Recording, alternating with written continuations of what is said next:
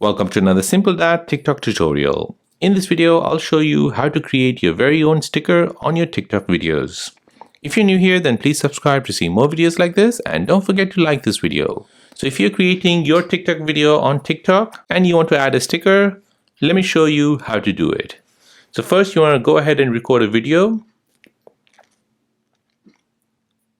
Once you've recorded, this will then take you into TikTok's editing suite. Here you want to tap on the sticker icon, which is the top right.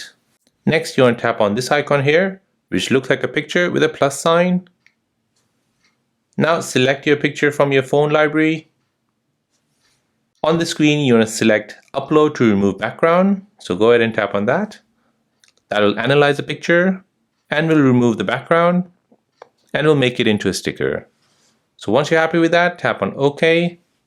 This will now paste that picture in your video.